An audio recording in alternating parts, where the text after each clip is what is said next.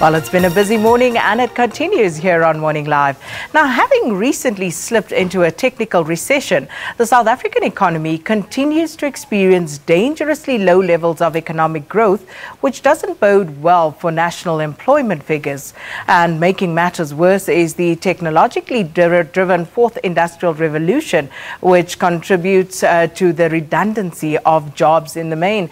And my next guest says these factors make South African businesses further disposed to widespread retrenchments. Thabang Rapuleng is the Director in Employment Practice at Cliffe Dekker Hofmeyr. Thanks so much for coming through. Thanks, Sakina. Let's start with retrenchments because this is a buzzword currently at the moment in the public sector here at the SABC and in many other companies given the current economic situation. But what exactly are the processes of making jobs redundant? Well, the process, Sakina, is regulated by the Labour Relations Act. We have basically two sections in the Labour Relations Act, Section 189, small capital A, and then there's Section 189, capital A. Basically, the two govern retrenchments. It depends on the size of the organization. Where it's a mass retrenchment, where it's an organization that employs 50 and more people, they'll generally be governed by the capital A, Section 189, capital A process.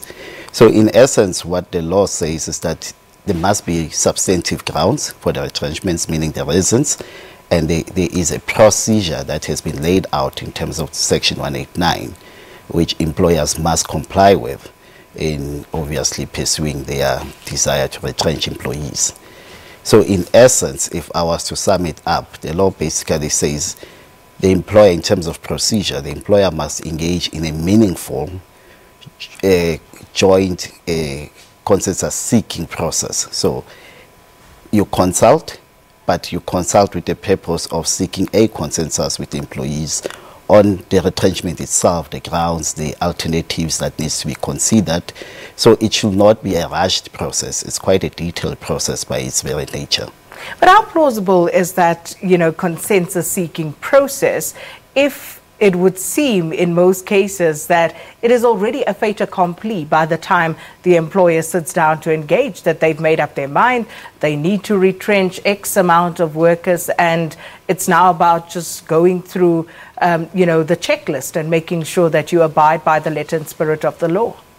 Unfortunately, in practice, it can be like that, where you find that a decision has already been made. But if the letter of the law was to be followed, it says at a stage where you contemplate that you might need to retrench, you need to now trigger this process. Meaning it should be at a stage where before decisions have been made.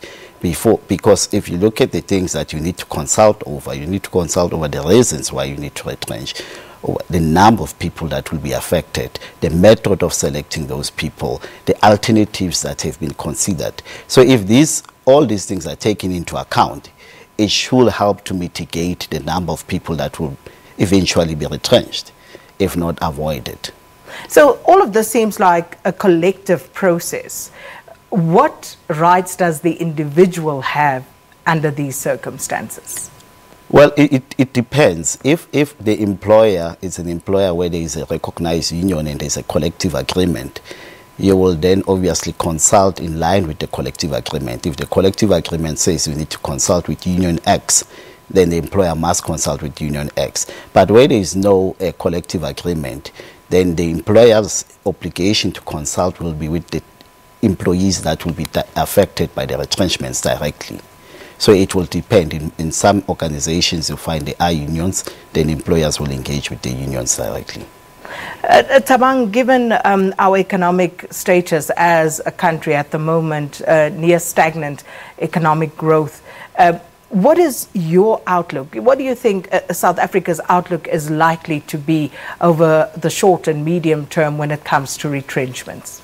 It's not looking good. One just has to look at the second quarter stats released by Statistics South Africa, where I believe 69,000 jobs were lost just in the second quarter alone. And obviously now taking that into account with the technical recession that we are in, and the fact that even the most, I think, ambitious forecast in terms of economic growth is still less than 2%. So I will say from where I'm sitting, it's not looking good. We're likely going to be seeing more and more retrenchments in various sectors. And just in line with that process as outlined by Section 189, is the retrenchment, once it is completed and, you know, people have now been moved out of the employment space, is that where it ends? Or are there more steps and processes that could actually unfold beyond that point? Ideally, it should not end there. Ideally, in the process of consulting and considering alternatives, one of the alternatives that the employers must generally consider is upskilling and retraining the employees so that it can enhance their chances of getting work elsewhere. But obviously, the employee also has a right to challenge a retrenchment. So usually what you will see, this process will end up in the CCMA or the labor court, where now the employees are challenging either the reasons for the retrenchments or the process that was followed by the employer. So it hardly ends with the termination letter. And I want to take a break, but before I do, can I just throw this question in? So the retrenchment process is embarked upon, it is complete, and suddenly there's an upturn in economic fortunes at the company or the country as a whole. Does the employee have recourse to say, hey, I want my job back, because you are now in a better position and can employ people again? Yes, it is one of the issues that get consulted over and can be agreed upon, to say where opportunities come, you will be considered first, so you'll be first in the line. So yes, it can be arranged in that way. In conversation with Thabang Rapuleng, who is a director in the employment practice at Cliffe Dekker Hofmeyr, and we'll continue this conversation, especially honing in on the fourth industrial revolution after this.